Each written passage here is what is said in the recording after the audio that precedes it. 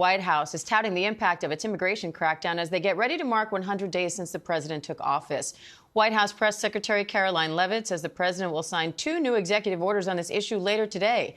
The Trump administration's border czar Tom Homan called the administration's crackdown on immigration an unprecedented success, saying the numbers prove it. And Tom Homan joins me now for more on this. Tom, thank you for coming on. I want to start with what you said this morning. The President Trump's border policies are saving lives. You say fewer people are making that journey, meaning fewer people are dying along the way, fewer women are being sexually assaulted and trafficked, fewer Americans are losing their lives to fentanyl brought across the border. And these numbers are dramatic. You're saying border crossers have gone from 15,000 illegal border crossings, from 15,000 a day down to, you said, 178, I think, in the past 24 hours. So amid that, what do you say to concerns for those who are trying to escape violent situations in their countries? Oh, look, there's a legal way to claim asylum and there's an illegal way to claim asylum. And if we look at the past 4 years of the Biden administration, millions of people came to the border and made an asylum claim.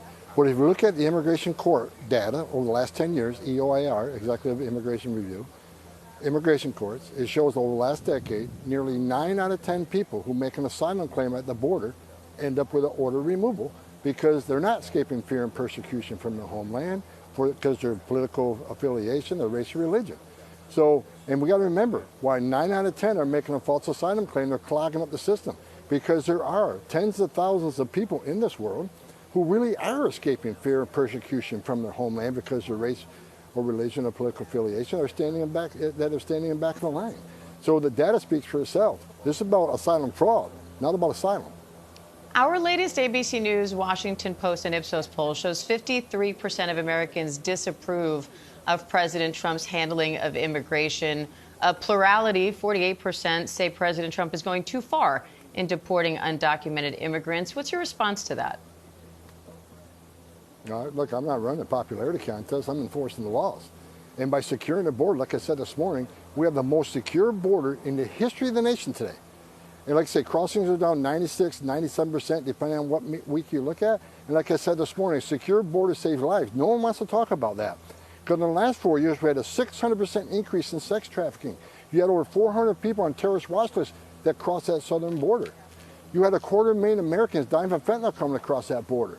We're saving lives every day, and that's not the story gets out. So a lot of this polling has to do with the misreporting by much of the media out there. Even the border wall, everybody attacks the border wall, but here's what they don't talk about the border wall. Every place a border barrier went up, illegal migration has decreased, illegal drug flow has decreased, which saves lives. But most importantly, the most vulnerable, the women and children, can't get over a wall, which means they're going to a place where there's not a wall. And that's where Border Patrol will apprehend them and take care of the humanitarian needs first.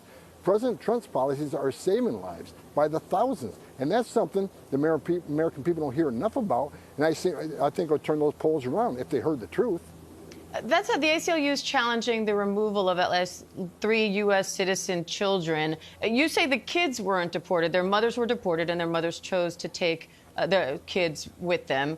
A federal judge said that he has a strong suspicion the administration deported a 2-year-old with no meaningful process, though.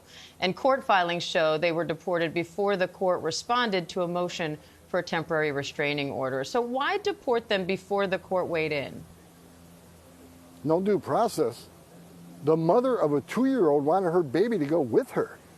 And if we didn't do that, the story today would be we're separating families again. Look, this is a parental decision. And we're sending a message. You can't enter this country illegally, which is a crime, and get an order removal and not leave, and hide out and have a U.S. citizen child. You're immune from the law?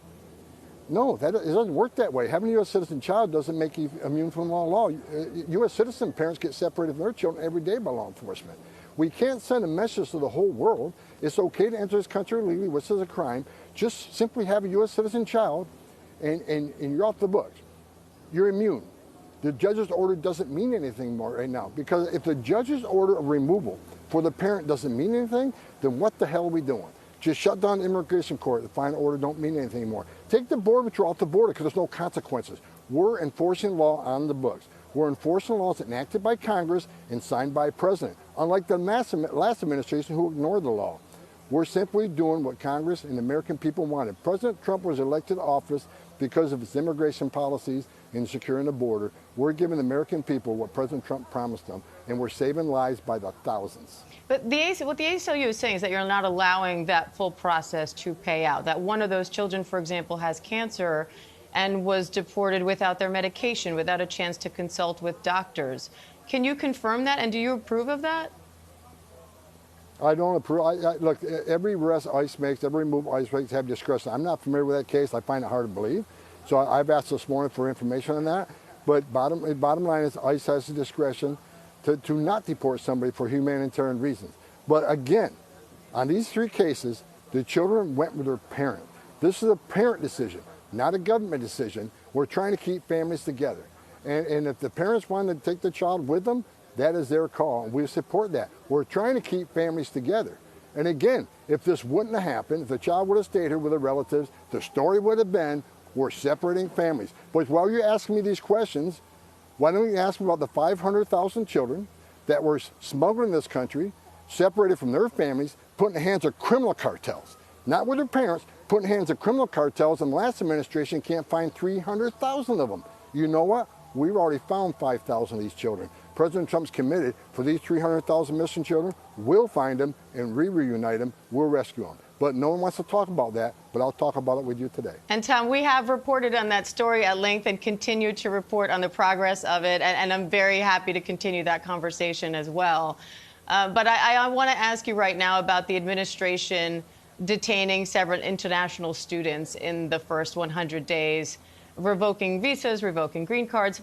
One specific case seems to hinge on a pro-Palestinian op-ed that a student wrote in her student newspaper. A new poll shows 59% of Americans oppose deporting international students who have criticized U.S. policy in the Middle East. So I'm curious, what are the criteria you're using to determine what international students deserve to have their visas or even green cards revoked? Is voicing support for Palestinian people enough, or is there more to this?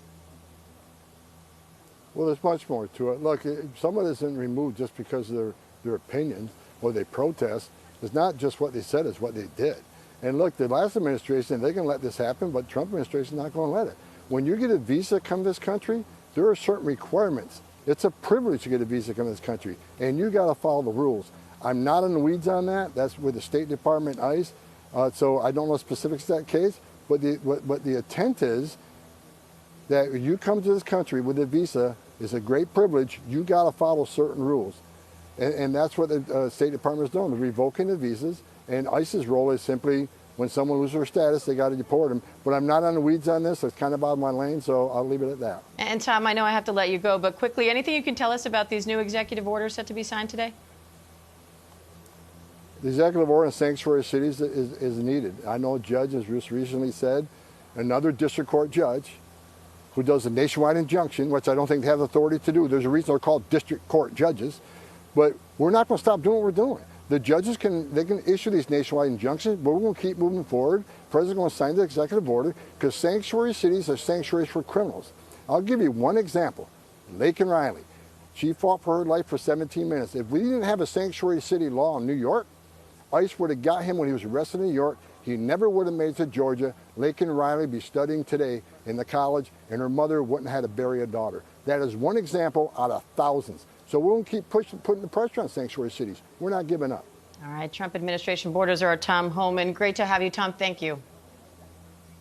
Thank you.